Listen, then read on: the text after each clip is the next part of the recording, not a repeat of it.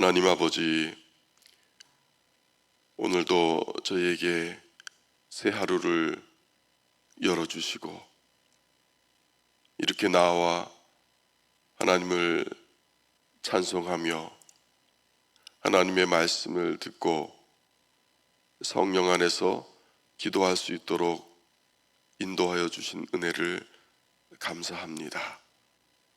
이 새벽에도 주님을 향해 우리의 마음이 열리고 귀가 열려 주의 말씀을 온전히 듣게 하시고 그 말씀을 붙들고 주신 오늘 하루도 은혜 안에서 살아갈 수 있도록 인도하여 주시옵소서. 예수님의 이름으로 기도드립니다. 아멘.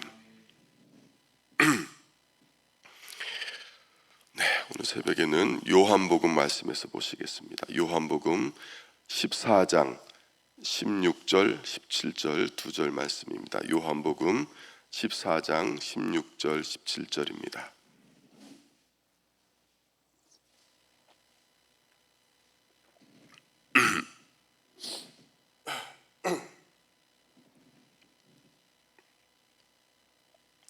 찾으셨으면 함께 봉독하시겠습니다. 내가 너희에게 구하겠으니 그가 또 다른 보혜사를 너희에게 너희와 함께 있게 하리니 그는 진리의 영이라. 세상은 능히 그를 받지 못하나니 이는 그를 보지도 못하고 알지도 못함이라.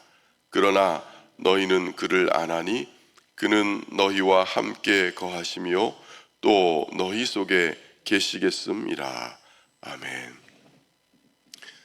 지난 시간에 저희는 예수 그리스도의 승천 교리까지 살펴봤습니다.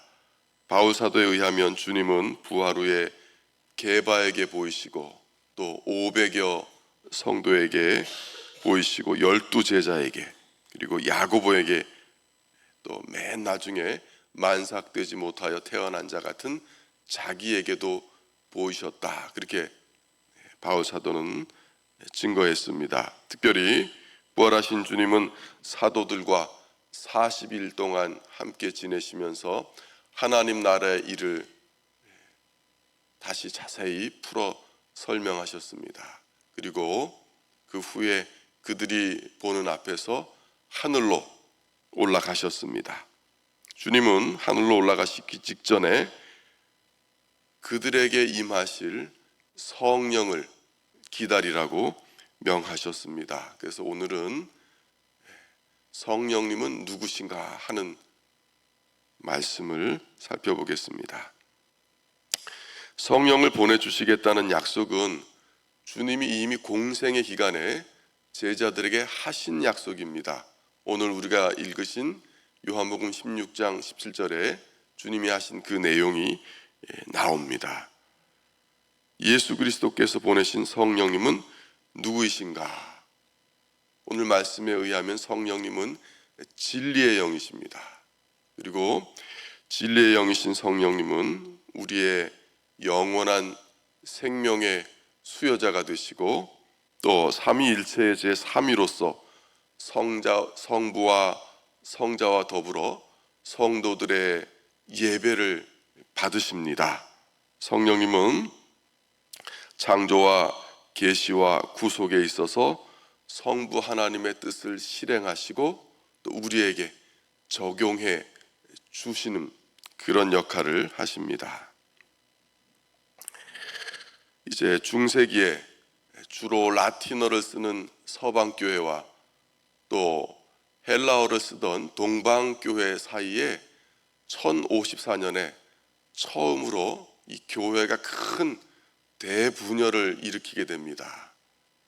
그 이유는 성령님이 누구로부터 나오시는가에 대한 신학적인 이견 차이였습니다. 그동안 동방교회와 서방교회가 공히 합의해 왔던 내용은 성령께서 아들을 통해 아버지에게서 나온다 하는 이해였습니다. 이것이 삼위일체의 존재적 통일성을 지키고 또 위격적 질서를 잘 나타낸다는 그런 그 신학적 견해였습니다.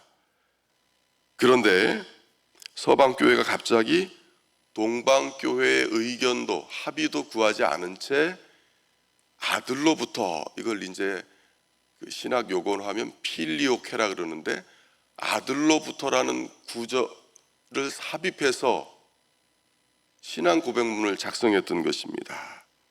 이렇게 해서 동방교회와 서방교회 사이에 합의했던 이 성령의 나오심, 즉 아들을 통해 아버지에게서 이렇게 위격적 질서와 존재의 통일성을 유지했던 이 견해를 마치 성령이 아들로부터 그리고 아버지로부터, 마치 이 두 근원으로 나오는 것처럼 서방교회가 그렇게 고백했기 때문에 결국 신학 논쟁을 하다가 서로에게 파문장까지 던지고 합니다. 돌이킬 수 없는 대분열, 교회의 첫 번째 대분열이 이때 일어났고, 지금까지 동방교회와 서방교회는 여기에 대해서 갈라진 의견을 가지고 있습니다. 고린도전서 12장 4절과 에베소서 4장 4절에서 우리가 알 수 있는 것처럼 우리에게는 오직 한 성령님이 계십니다. 그런데 이 성령님은 매우 독특한 분이십니다. 왜냐하면 성령님은 자기를 드러내시는 게 아니라 자기를 감추시고 성부와 성자의 영광을 드러내시고 또 성부와 성자께서 하신 사역을 높이십니다. 성령님은 그래서 우리에게 성부 하나님과 성자 하나님이 주시는 은혜가 무엇인가, 즉 진리가 무엇인가 하는 것을 깨닫게 해주십니다. 교회는 이처럼 겸손하신 성령의 인격성을 강조해 왔습니다. 성령님은 인격이시지 그저 어떤 영향력이나 어떤 능력이 아니라는 것입니다. 그래서 우리는 성령님을 부를 때 그 또는 그분이라고 부르지 그것이라고 그렇게 부르지는 않습니다.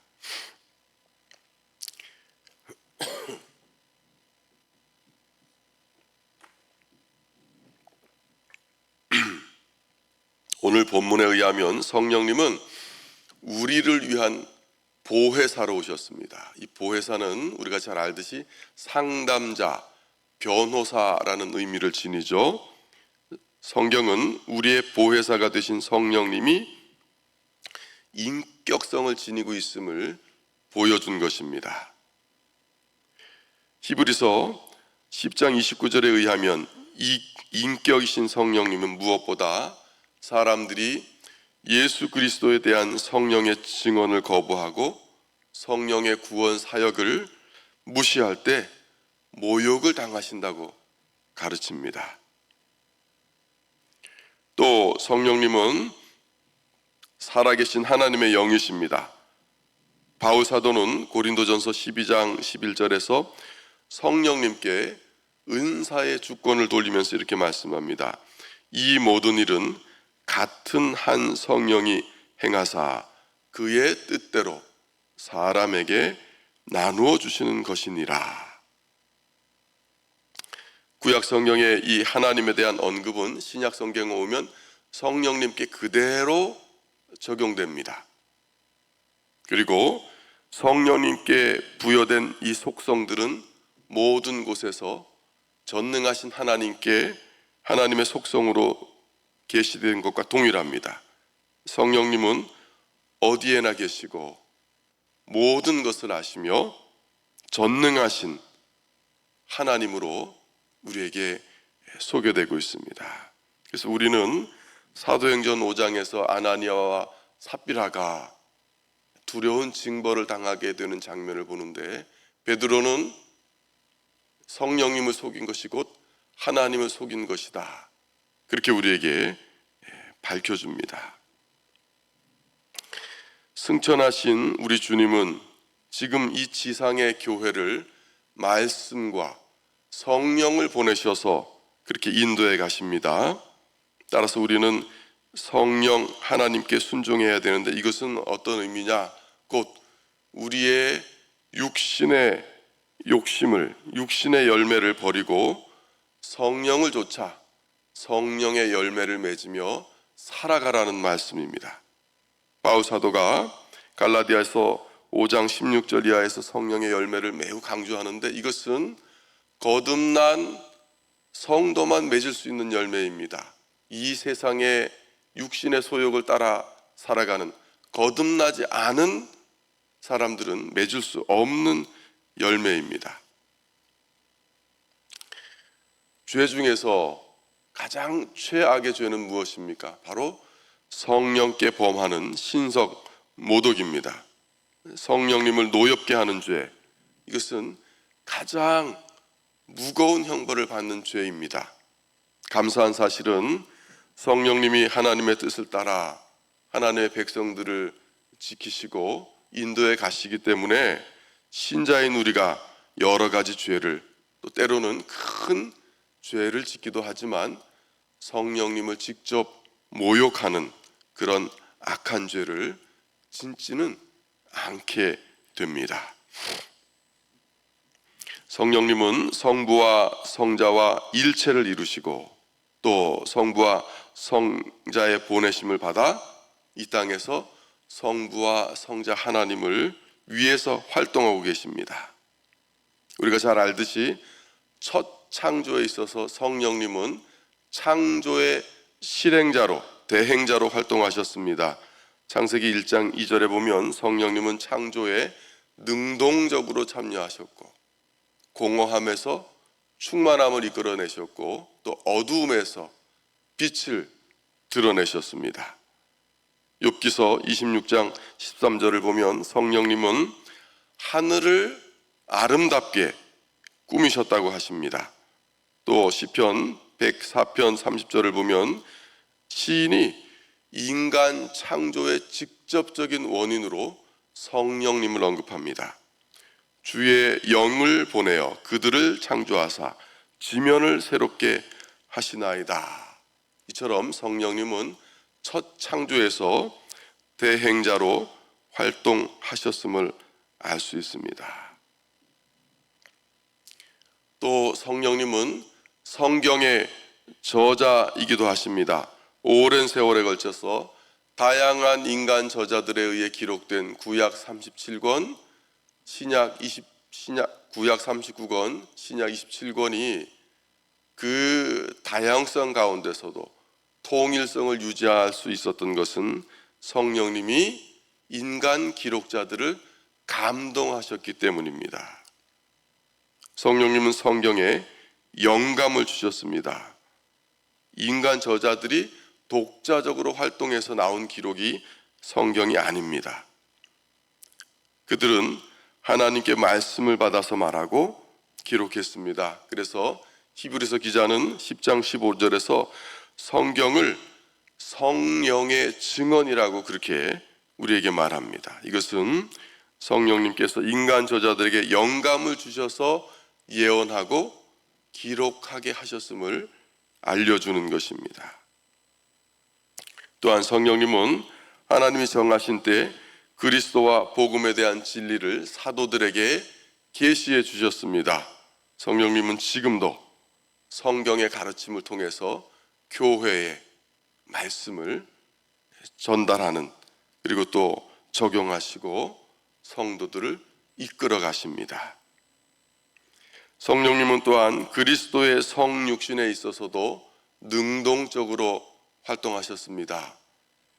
우리 주님의 동정녀 탄생은 성령의 능력에 의하여 이루어진 일입니다. 천사의 수태고지를 받은 처녀 마리아는 성령을 통해 자기가 임신했다는 사실을 깨달았습니다. 또 성령님은 예수 그리스도의 세례 시에도 비둘기처럼 그 위에 임하셨습니다.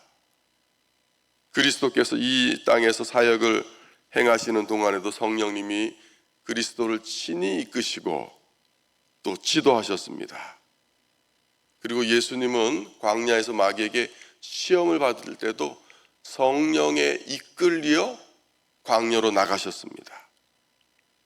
이렇게 해서 성령님은 그리스도의 공생의 사역을 준비시키셨고, 또 그리스도께서는 공생의 사역을 하는 동안 성령을 한없이 소유하고 그 사역을 행하셨습니다.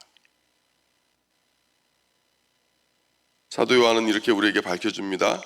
하나님이 보내신 이는 하나님의 말씀을 하시니 이는 하나님의 성령을 한량없이 주심이니라. 무엇보다 성령님은 그리스도의 지상생애와 공생의 기간에 그리스도를 기쁨으로 충만하게 하셨습니다. 우리 주님은 성령이 주시는 기쁨과 능력을 통해서 지상의 사역을 감당하셨습니다. 그리고 성령님은 그리스도를 죽은 자 가운데서 살리셨습니다. 이제 성령님은 그리스도 안에서 이루어지는 하나님의 새 창조, 즉 교회의 대행자로 활동하십니다. 하나님의 첫 창조에서도 성령께서 실행자가 되셨듯이 하나님의 새 창조의 결과인 교회 안에서 행하시는 성령님의 역사는 가장 중요합니다. 왜 그렇습니까? 그 이유는 다음과 같습니다. 우선 성부 하나님의 사랑과 그리스도의 중보의 결과, 그리고 구속받은 사람은 성령을 소유하기 때문입니다. 또 우리는 의롭다 하심을 얻을 때 예수 그리스도와 성령 안에서 의롭다 하심을 얻기 때문입니다. 바울 사도는 고린도 성도들이 원래 하나님 나라를 유업으로 받지 못할 죄인들이었지만 너희 중에 이와 같은 자들이 있더니 주 예수 그리스도의 이름과 우리 하나님의 성령 안에서 씻음과 거룩함과 의롭다 하심을 받았다, 그렇게 상기시켰습니다.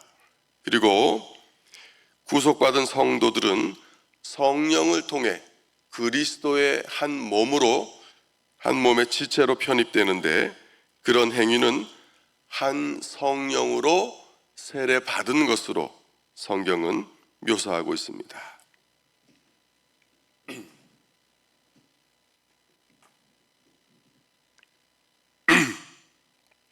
또한 성령님은 새로운 출생, 즉 신자들의 거듭남을 창시하십니다.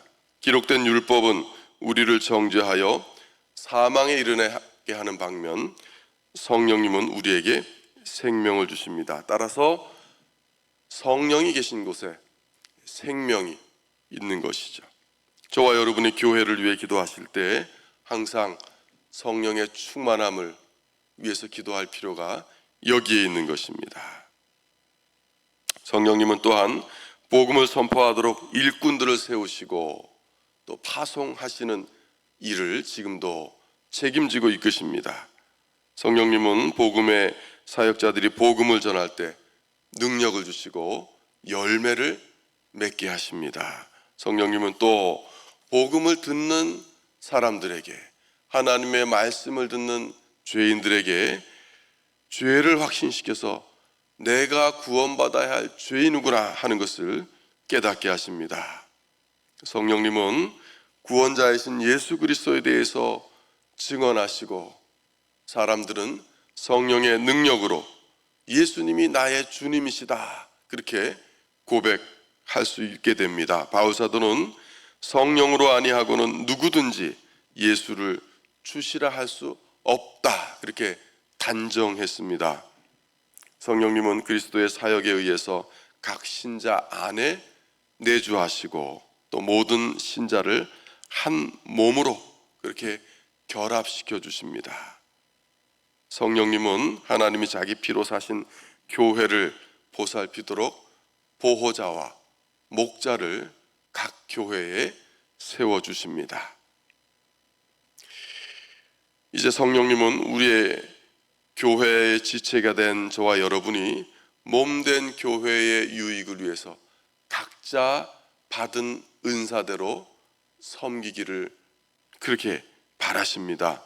성령께서 다양한 은사를 성도들에게 주신 목적은 무엇입니까? 하나님의 백성을 위해서 봉사하게 하고 또 그리스도의 몸을 덕을 세우는데 그렇게 쓰임 받도록 하시려는 것입니다. 오늘 새벽에 우리는 성령님이 누구신가, 또 성령님이 하시는 일은 무엇인가, 그리고 성령님이 오늘날 교회를 어떻게 인도하시고 지도해 가시는지 살펴봤습니다. 오늘 하루는 여러분이 살아가시면서 성령님에 대해서 자주 묵상하시고 성령님이 주시는 그 충만한 은혜를 누리시기 바랍니다. 이제 함께 기도하실 때 성령님께서 저와 여러분들의 기도를 지도하시고 우리가 하나님 앞에서 무엇을 구해야 할지, 어떻게 기도해야 될지 인도해 주시기를 바랍니다. 기도하시겠습니다. 예수 그리스도께서 승천하신 후 성령을 보내주시겠다는 그 약속대로 우리의 보혜사로 오시고 진리의 영으로 오셔서 이 땅에서 우리에게 성부 하나님을 알게 하시고 무엇보다 우리의 구원자 되시는 예수 그리스도를 알고 믿고 따르도록 우리 안에서 우리를 끊임없이 감동하시는 성령님의 은혜로 인하여 감사와 찬송을 돌립니다. 이제 이 새벽에 하나님의 말씀을 듣고 기도하는 저희들 가운데 성령님이 충만하게 역사하시어 저희가 교회를 위하여 무엇을 구해야 할지, 또 저희 각 개인의 필요와 오늘 하루의 삶을 위하여 어떻게 간구해야 될지 성령님이 친히 지도하시고 인도하여 주시옵소서. 무엇보다 저희가 성령 안에서 하나님을 가까이 느끼고 예수 그리스도와 생생한 교제를 나누는 이 기도의 시간이 될 수 있도록 성령께서 인도하여 주시옵소서. 예수님의 이름으로 기도드립니다. 아멘.